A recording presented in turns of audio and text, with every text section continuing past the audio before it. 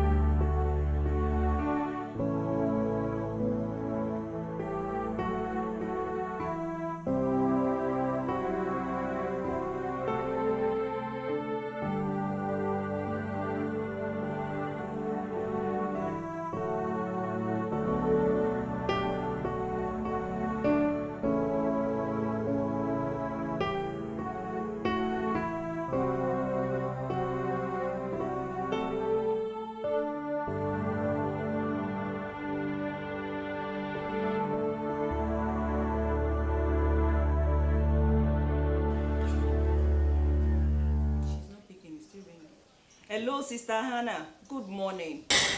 Umi, yóò ṣe mọ́ o. Ó ti ṣú bí ọkùnrin yìí fẹ́ pa mí. Kí ló dé? Kí ló tún ṣẹlẹ̀? Go ahead. Go ahead. I don't care. Ohun tó bá wù ẹ́ ni kó dà o. Ohun tó bá wù ẹ́ ni kó dà. I don't care. Ṣé o gbé máa bẹ́ẹ̀ ni? Ta ló ní ìyàwó alágídí?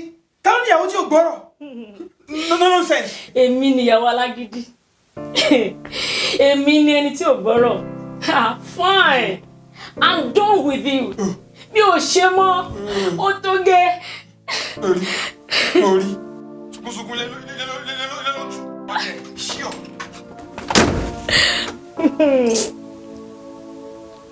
Ọkùnrin cheat.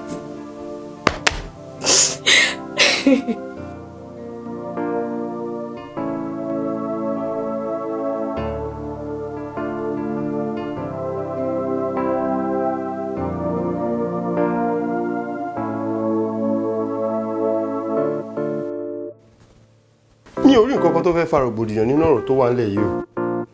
Ṣé gbogbo ohun tó ṣẹlẹ̀ náà nìyí?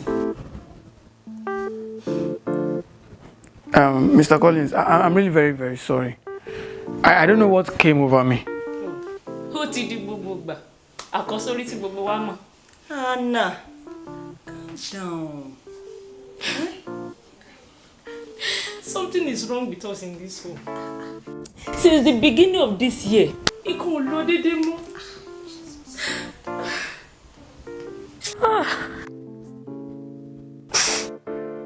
Tí n bá dẹ̀ wá ń ṣàlàyé fọ́kọ mi, á ka gidi borí. Oṣù méjì sẹ́yìn, ni wọ́n ti dá wọn dúró lẹ́nu iṣẹ́. Pẹ̀lú gbogbo adúrú qualification wọn, a rò pé àti ríṣẹ́ mìíràn á rọrùn. Ṣùgbọ́n gbogbo ibi tí mo ti wáṣẹ́ dé pẹ̀lú qualification mi àti àwọn ìrírí mi lẹ́nu iṣẹ́, níṣẹ́ ni wọ́n máa ń fọwọ́ tì mí sẹ́yìn bí ewúrẹ́ olóorun. Èmi tó jẹ́ pé gbogbo company fẹ́ bá ṣiṣẹ́ wọ́n tún ń jà. Wọ́n ń jà láti bá mi ṣiṣẹ́. Mo wá di ènìyàn lásán lójú wọn. Tí bá tún wá délé Mr. Collins. Ogun mi nìyàwó mi tún máa gbé kàn mí lójú. Nǹkan ṣe mí. Mr. King, have you put all this to God in prayer? I mean, as couple, ṣé ti jùmọ̀ gbàdúrà papọ̀ lórí ọ̀rọ̀ yìí? àdúrà kẹ̀ nínú ilé yìí kan. Ṣé bí ilé tó bá lálàáfíà ló rojú ráyè gbàdúrà papọ̀. Tá bá ti jí láàárọ̀ báyìí, ẹni kálukú á gbọ̀nà bí iṣẹ́ lọ. Actually, we used to do that after our wedding. But it stopped because of my busy schedule. Definitely something is not right.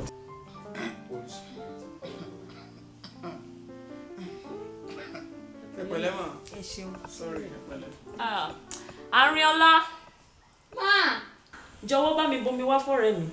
All right, ma. You see, for you to have a good home, your relationship with God is very necessary. God should be the foundation of your home. You need an atmosphere that will allow God's presence in your home.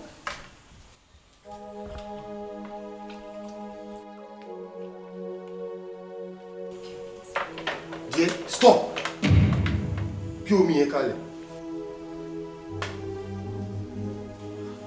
Arábìnrin, bí omi yẹn lórúkọ Jésù Kristi. Oh, mommy, me abi.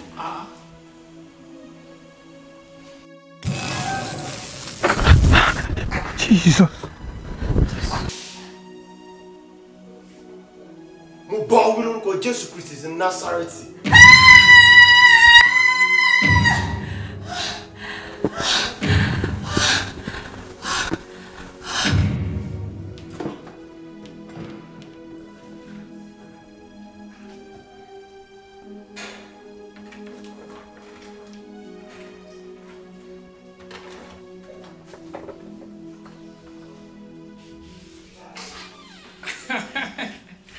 Ọ̀gá ẹ ṣọ́ra yín fa. Àárín.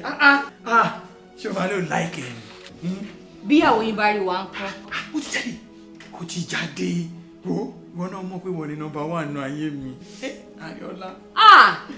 Broda King. Ó pa broda tí sẹ́gbẹ́ kan jọ. Ọlọ́run kan understand. Ọlọ́run á understand yìí. Ariola. Má ṣe bẹ́ẹ̀ náà. Ẹ fẹ́ commit adultery nìyẹn o.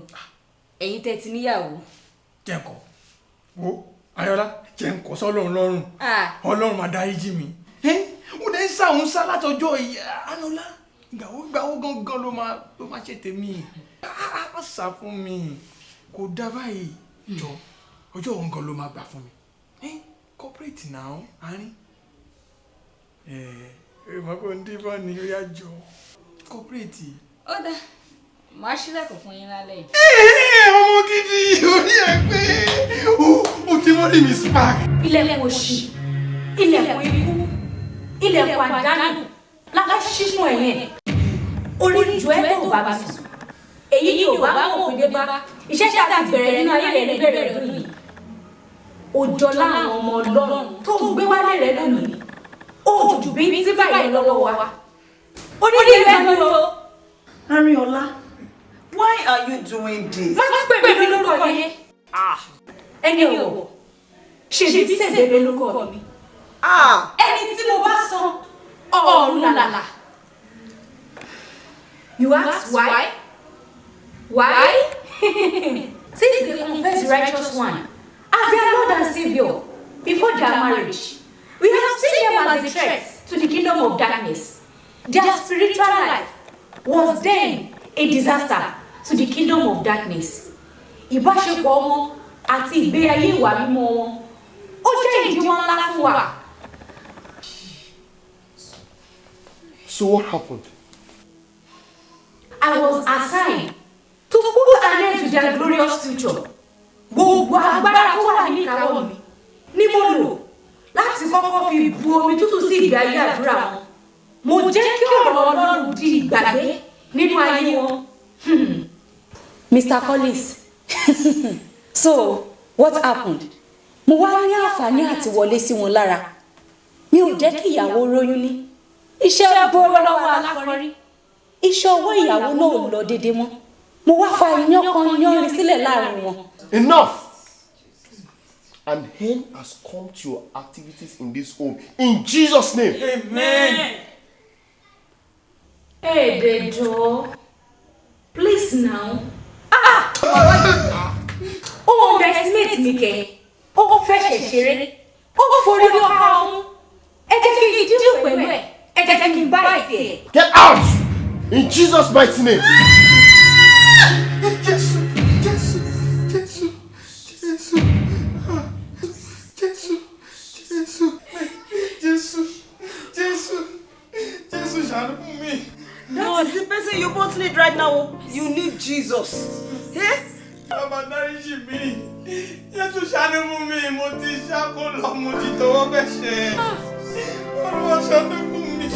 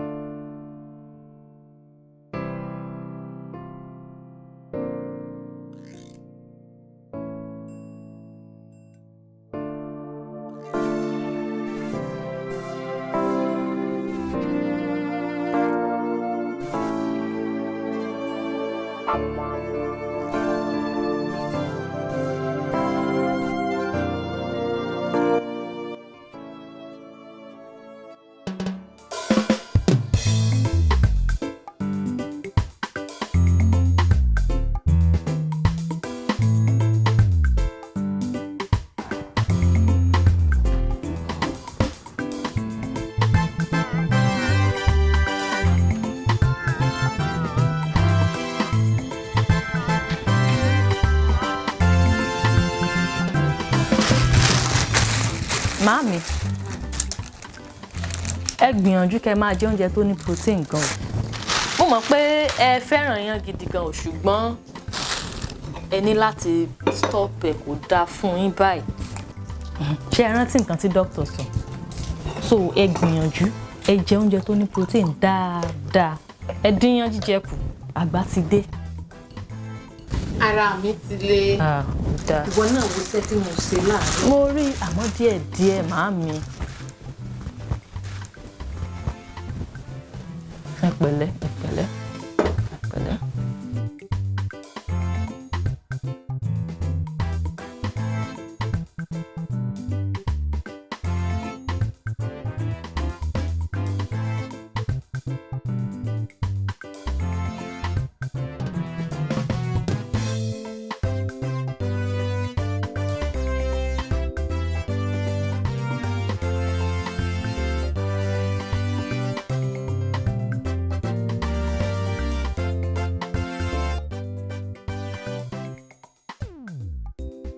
Kò dá fára yín báyìí, ó máa jókòó sára yín ní àgbàlagbà ní yín màámi.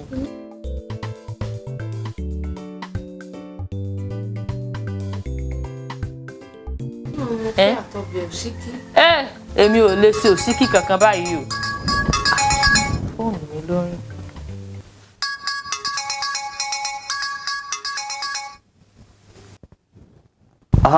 Hello dear. Mo ti ń try àti reach yín látẹ̀kan. Sorry. Mo guess pé network issue ni. Mo wà lọ́dọ̀ màámi. Mo rò bóyá ẹ máa jí wá láàárọ̀ ẹ̀ ni. Mo délé ńsìn láti ibi iṣẹ́ ni. Mo ní kí n wojú wọn fúngbà díẹ̀ sí ni. Láti jẹta. But you told me she is feeling better. But I would like to check on how she is feeling, to check on her health.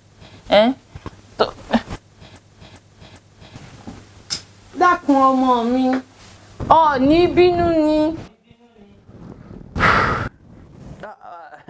Mọ́mí, ṣé àlàáfíà lẹ wà mà? Àlàáfíà ni o, yóò dáa fún ọ. Àmín.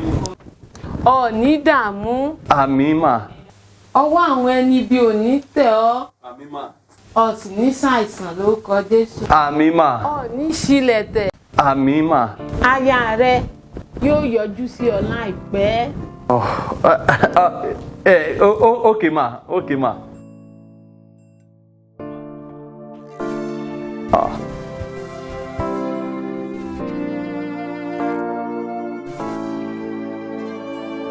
Dákun, bàbá ń wo ẹ̀yìn mi. Bóyá kí n tiẹ̀ bá yín fi kòrí wọ kó tún lè relieve yín dáadáa.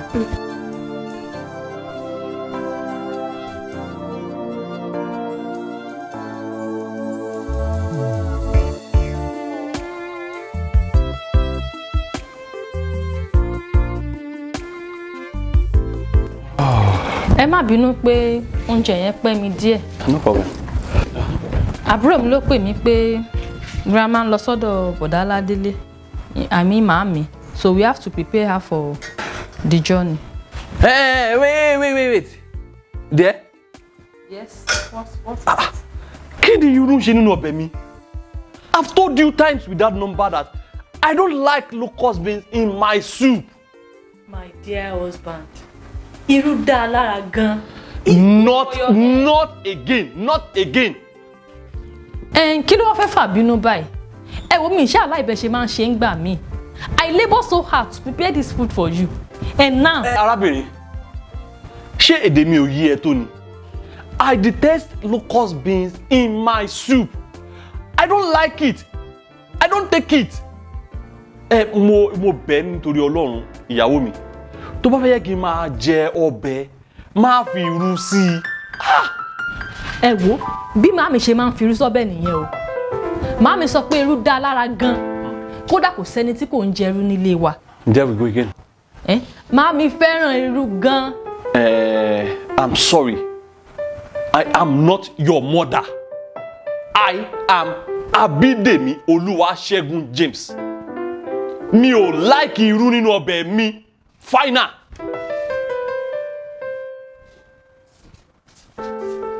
Irú iná ò pọ̀ àbí irú gan òṣò nínú ọbẹ̀. Tí màámi ò fi irú sí tẹ́ máa rí nínú ẹ̀ báyìí tẹ́ máa ṣàájẹ lẹ́yọ kọ̀ọ̀kan. Kò pọ̀.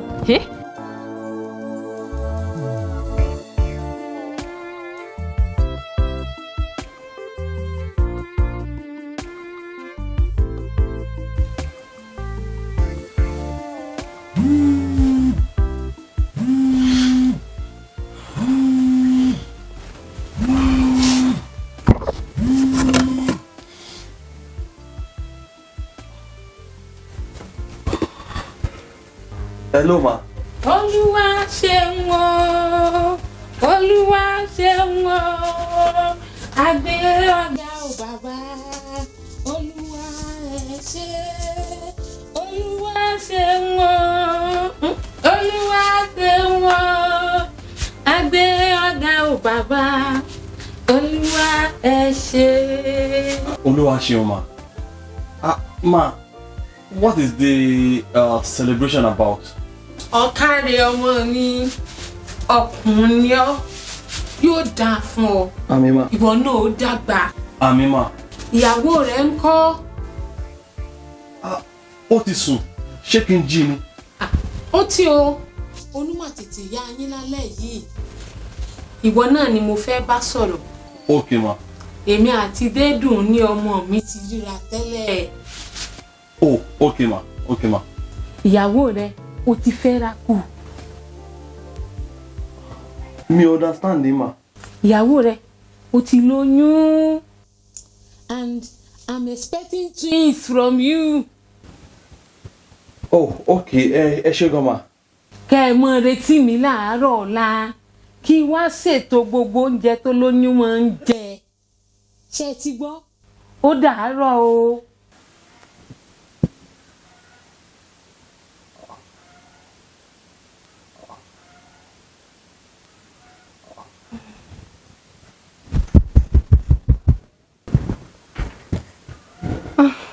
Yes, kí ni? Kí ni o bá mọ́mí ẹ sọ tó sọ fún mi? Bá mọ́mí sọ. Yes. About what? Is it true you are pregnant? Oh, ṣé yẹn náà lẹ wá dárun mọ́ mi lójú fún? Mo yà ọ̀dọ̀ wọn gbà tí mo ń bọ̀ láti hospital. Okay, so títí àwa fi sùn ó feel pé ó necessary kó sọ fún èmi ọkọ ẹ. Ṣé bẹ́ni tó bá máa báyàn tọ́jú ọmọ òun ló yẹ ká kọ́kọ́ sọ fún? Because this will give her time to prepare herself very well. In fact, wọ́n ń bọ̀ lọ́la láti wá sọ àwọn nǹkan tí màá máa jẹ.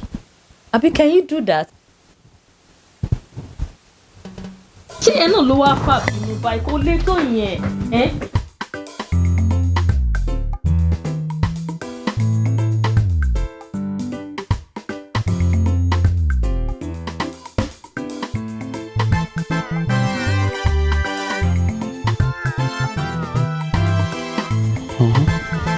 I think no. This one. Yes, this is perfect. Yeah. There? Yes, love.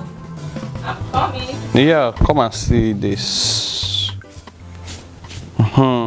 These are the fabrics they sent for the occasion, but I think this one is perfect. This one is good. Yeah. Oh. All right. Please send them to my WhatsApp. All? Yes. Okay. And let me do that now. Yeah. Yes, done. You should receive them now. If she's online, okay. Okay, thank God she's online.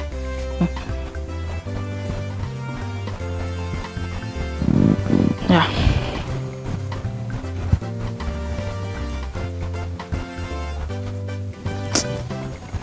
It's just this color. Oh, no.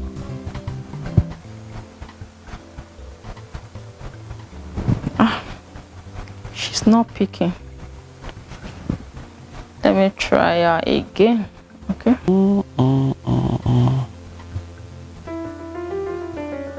Hello, mommy. Yes, ma. Ṣé ẹ ti rí àwọn aṣọ yẹn? Okay. Èwo lẹ fi pé ká lò? Okay. Èyí tẹ́ sọ yẹn náà ni àbí? Okay. All right. Okay. Yeah. Ẹ ṣé. Bye. Mami sọ wípé. Hey! I think you have to decide right away and to marry. Ọkọ mi ni mo fẹ́, kì í ṣe màámi. Yes, sir. But please calm down, Mr. James. Mi ò ní fẹ́ kí èṣù lo afẹ́níyè láti da ìdílé yín rú. Pastor, I am sorry. Please, I need your help. I love my mother, and I also love my husband. You really need to communicate with each other. Make every effort to understand your husband. Ẹrántí ìlérí tí ẹ ṣe pẹ̀lú ọkọ yín níwájú gbogbo ènìyàn lọ́jọ́ ìgbéyàwó yín. Ẹ fi ara ọ̀rẹ́ sílẹ̀ láti darapọ̀ mọ́ ọkọ yín. Now you are one. You need to set clear boundaries. You need to let her, ìyẹn mama, know when she crosses her boundaries and become too inquisitive. I'm not asking you to ignore her, but you need to work together to take away her capability to manipulate and twist your married life.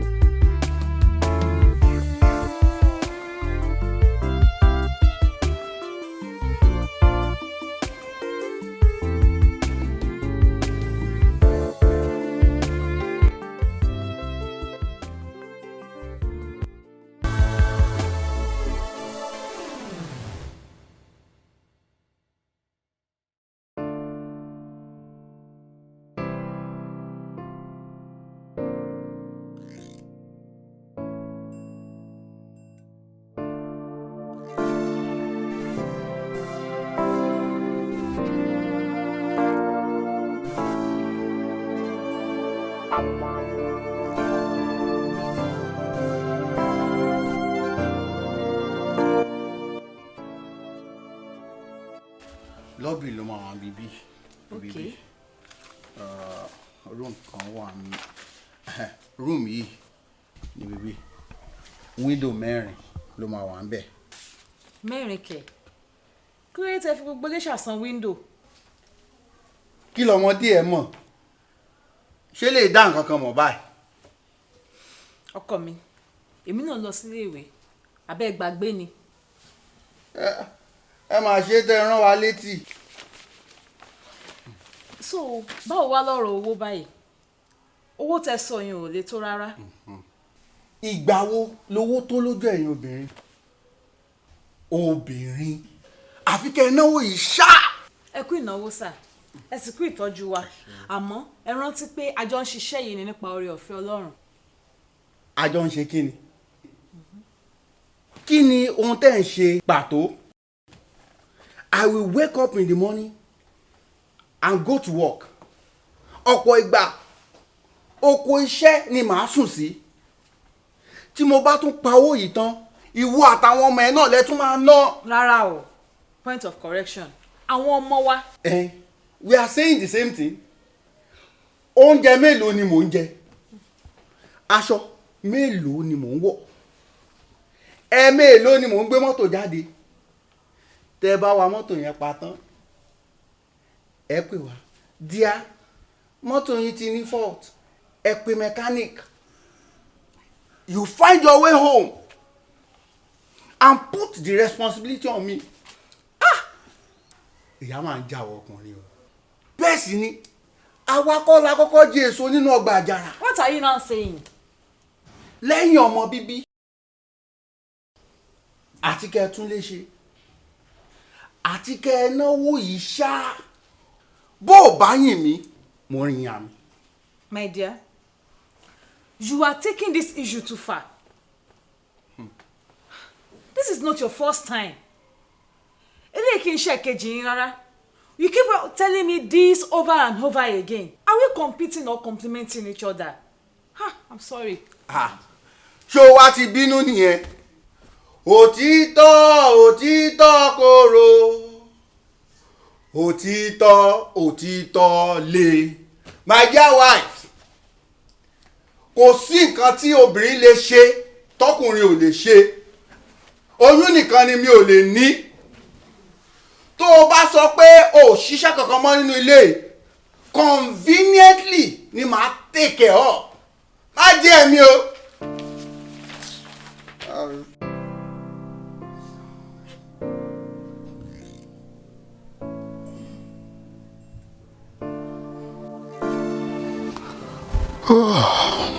Ọjọ́ ti lọ ṣá. Kí ló ṣe mí lónìí?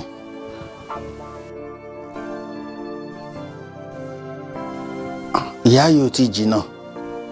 Ìgbà wo làwọn ọmọ ò ní pẹ́ dé school báyìí? Kò sí nǹkan tí obìnrin lè ṣe tọkùnrin ò lè ṣe.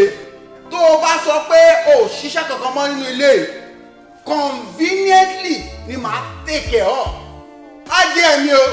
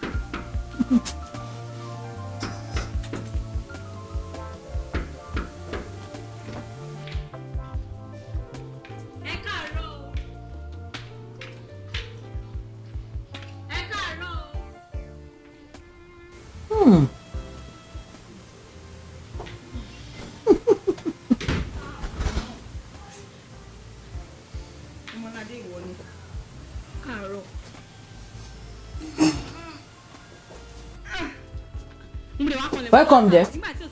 ẹ kúlé ẹ ṣeun.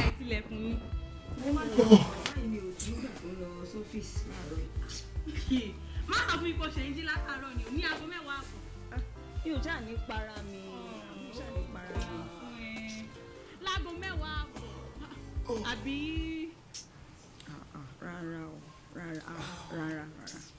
wo má jẹ ntọ́ ẹ̀ ń wẹ̀. àbí irú kí lélẹ̀? Can you imagine? ìyàwó mi tó jẹ́ wípé tí n bá délé lálẹ́ nígbà mìíràn orí ẹkún rẹ̀ ni màá bá tí yóò máa gbàdúrà. She will pray for the children one by one and also prays for me. tí tèmi ni kí n wọlé kí n wẹ̀ kí n sì lọ jẹun kí n tó sùn. ṣé léyìí ń gbàdúrà fún mi mọ́ báyìí? abálájọ tí gbogbo nǹkan ń dàrú fún mi níbi iṣẹ́ lẹ́nu ọjọ́ mẹ́ta yìí.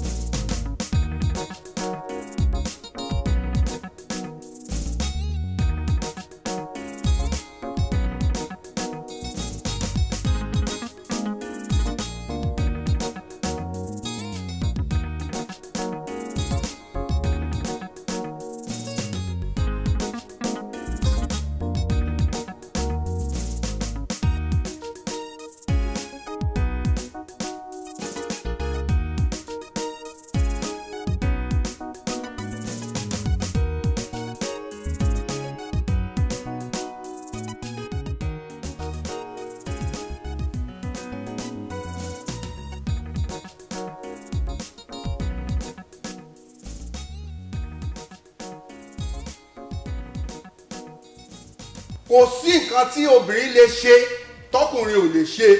tó o bá sọ pé o ò ṣiṣẹ́ kankan mọ́ nínú ilé conveniently ni màá take care of. má jẹ́ ẹ̀mí o.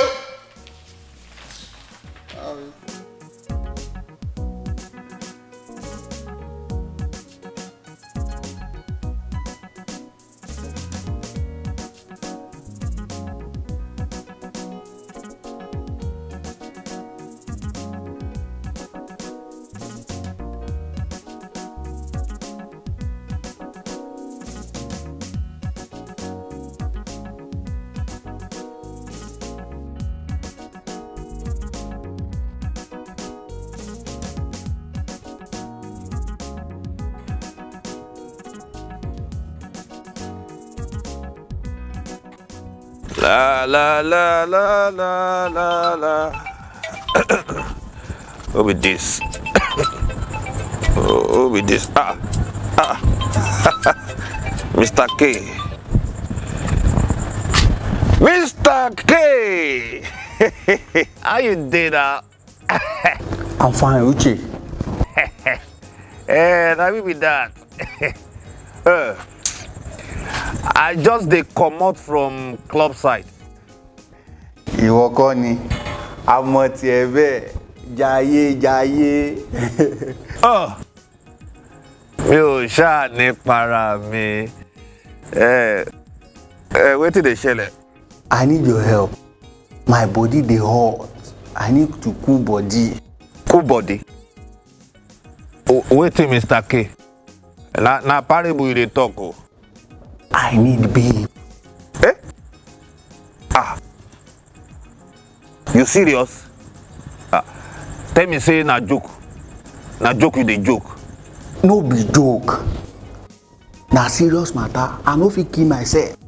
Hey, Mr. K! That's so. I understand. No problem. If na so, I fit go back to club now. Make I go arrange for you. Just let me know how you want am. Pupa ni tàbí dúdú. Lepa tàbí one shot or overnight. How you want am? I fit arrange. Don't waste my time. What are your prices? Hey, for this place, one shot minimum na 7K oga o. Na 7K, Mr. K. Even if we get one of 35K, 60K per night dey for here. Just for a single lady, for a single night? Bó ṣe rí nìyẹn o. Màá kàn sí ẹ later. No problem. Just allow me. Mr. K. I got one cool body. Cool temper. Cool body. Cool temper. Cool body. Tó bá yẹn ni. Ó lágbára. Ikú ní ìrẹsẹ̀. If you destroy this temple in marriage, you will surely pay for it dearly.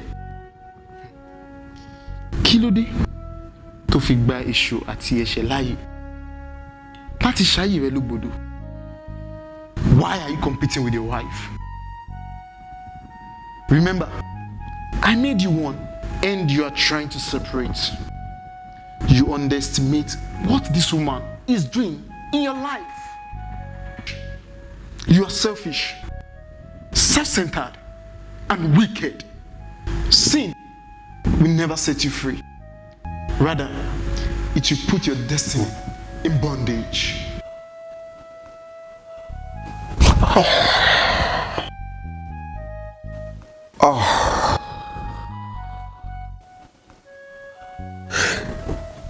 Lord, I am sorry. Please have mercy, Lord. Sweetheart, I'm sorry. I won't try it. I won't say that again. I won't say that again.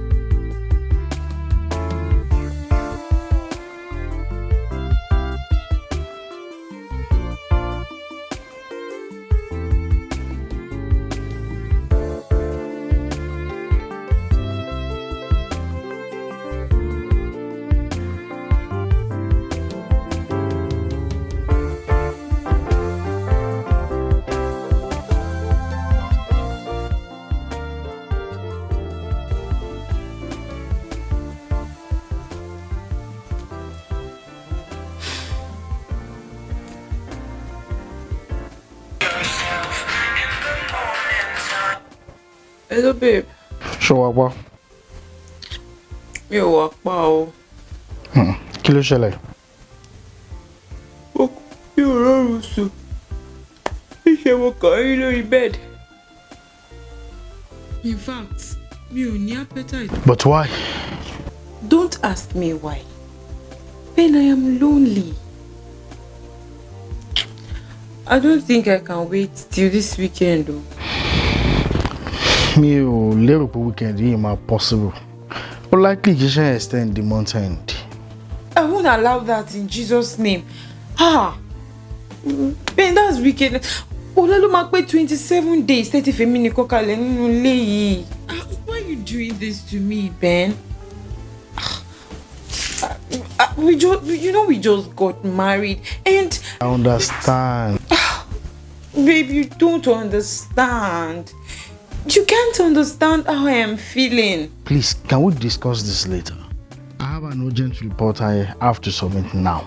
I mean right now. Love you.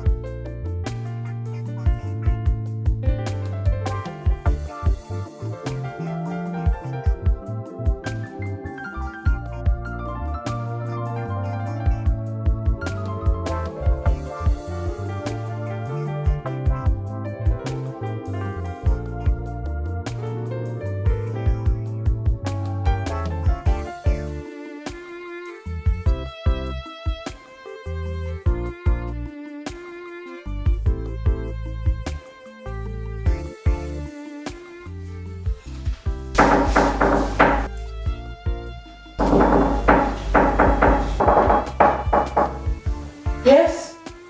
Please come in.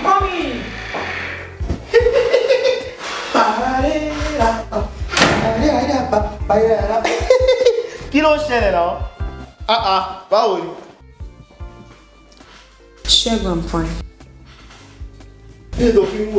Ṣẹ́gun, please get serious. I'm not in for your joke this morning. What do you need? Mo kò wọ̀ ló ń kanlẹ̀kùn báyìí. Báwo ló ṣe mọ̀ pé mi mò ń kanlẹ̀kùn? Ìwọ nìkan ni the only clown ta ní ọ́fíìsì, of course. Ṣé mo lo wíìgì sórí ni? Àbí mo kún? Get serious. Okay, fine.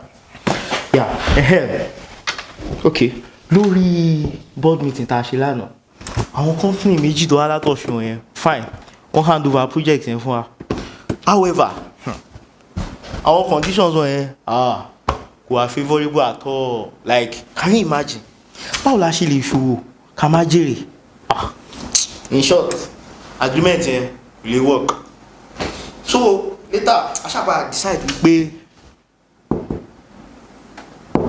hello, Dami. Dami. Hey. Sorry. Ó mọ̀mọ̀ ṣàárọ̀, kí ló ṣẹlẹ̀ náà? Kí ló wí náà? Mi gbọ́ nǹkan tó sọ. Kí ló sọ? Tó mo ti notice àtìgbà tó ti dọ́fíìsì ó wà moody. Kí ló ń ṣe? Ṣẹ́gun, mo wà okay. Ó wà okay? Ẹ ò ta ó. Bí a kò wá nǹkan bí ìzọ. Ṣẹ́gun, I said I'm fine. You are fine? Yes. Èmi ti débi tí màá sùn léni. Ó ní kí ló ní mẹ́rin. If you don't tell me what your problem is, I'm ready to stay here till daybreak. Okay. Mi ò tí jẹ breakfast. Ebi ń pa mí. Breakfast? Omi epo ò tí jẹ breakfast látàárọ̀. Ṣẹ́gun, mi tí jẹ breakfast kan tó ń ṣe mí nìyẹn. Wow. Breakfast. I have an idea. I know the perfect solution to your problem.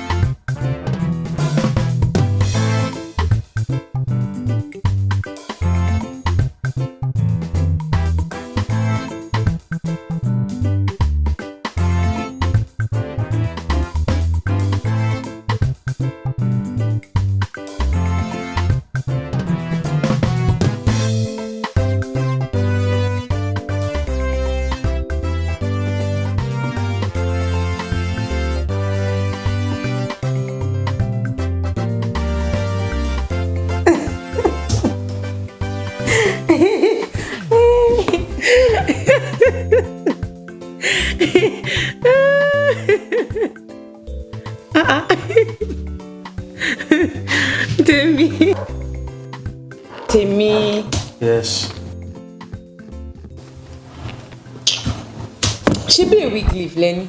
Kí tún ní gbogbo ilé? Má bínú sí mi díẹ̀. Àwọn pípín yìí ò ní fi mí lọ́rùn sílẹ̀. If you are not around, this work will surely continue. You need to rest. Èmi sọ tèmi o. Don't worry. Mo ti fẹ́ parí ìlú tí mo ń ṣe. Mi ti fẹ́ lọ sùn, ó ti ń kùn mí. I hope you join me soon. Mi fẹ́ lọ sùn. Alright, I'll join you.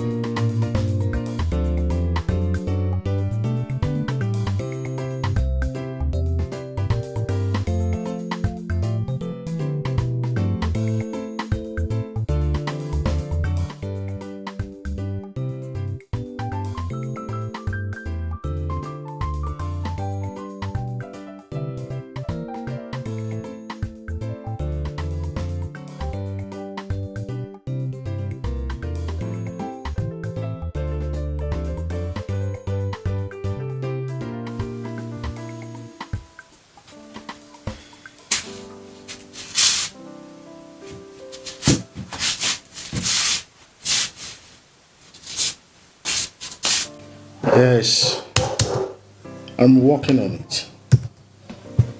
In fact, I'm almost done. Yes, I will send the report to you as soon as possible. I'm rounding up. Yes, I'm rounding up now, sir. I will send it to you. All right, bye.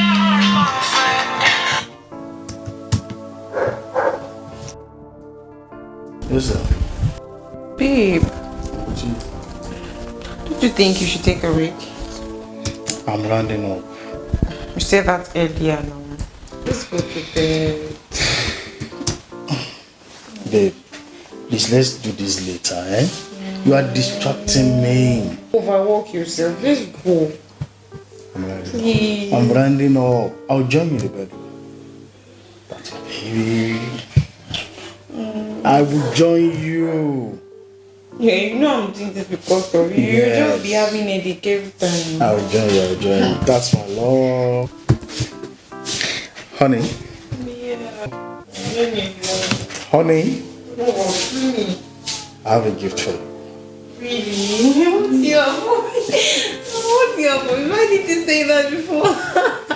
Okay, what is this? Take this.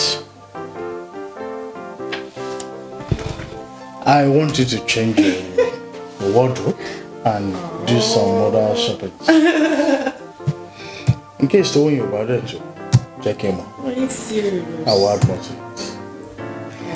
And finally, I will be traveling to Lagos tomorrow after my flight.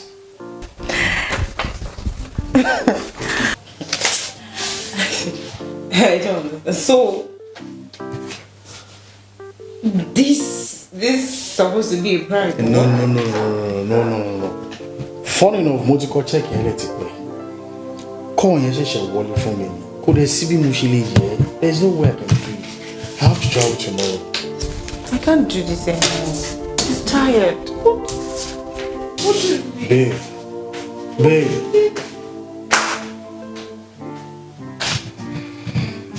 I'll sort it out. I'll sort it out in the room.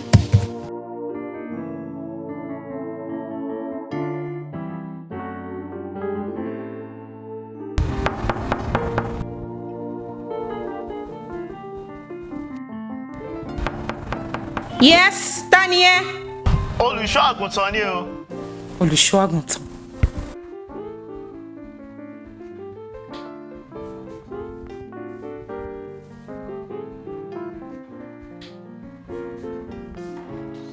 Ṣẹ́gun, what are you doing here?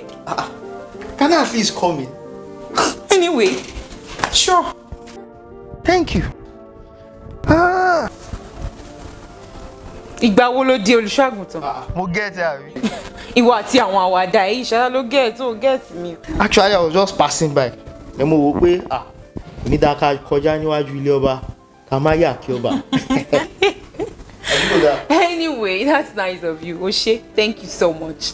So, kí ni kí n offer ẹ? Wo gbogbo nǹkan tó bá ti nílé ni. Gbogbo nǹkan bíi ti báwo?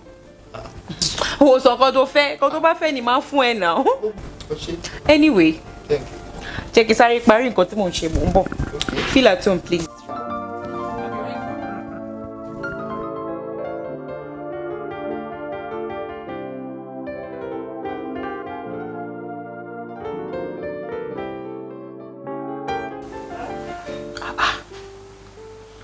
Ó ti wá di ọkùnrin báyìí. Ìtumọ̀. I mean, ìwọ nìkan nínú ilé. I can now see the reason why you always feel somehow whenever you come to the office. It's really difficult to know that you are married. I mean, you look single. Yes, I am. Are you serious? My man is always out there. Hunting for contract and money. To bow all around. Cause see difference. Oh, Ṣẹ́gun ti adapt. Ti mọ́ mi lára already. See, I understand you perfectly. I want you to know that you are too young and beautiful for that. If you need any man to talk to, I'm always there. Wo, mo ní gbogbo àyè fún ẹ, Dami. I will make you happy always. I mean, you can't deny it. You can't deny it now that I have feelings for you, Dami. Dami, I can feel this gap. I love you, Dami. I love you. And I've waited for a long time just to tell you this. I love you, Dami. I love you. Get out of my house! Get out! I'm sorry.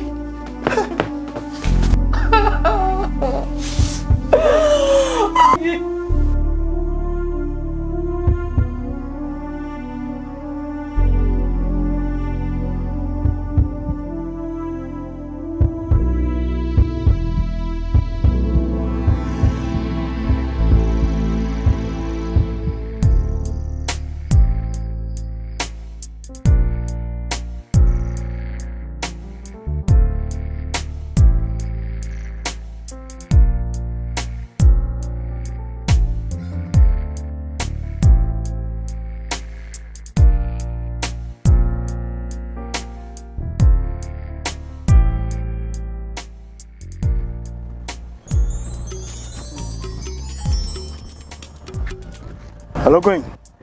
Are you alright? Don't ask me again. I'm not okay. Man, I need you right now.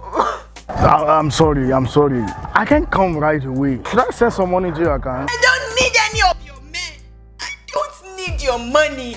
Man, I need you right now. If you want me alive, come home now. Oh my God. Okay, please just hold on for me. I'll be on my way right now. Please just hold on. Hello, Queen. Hey, my gosh.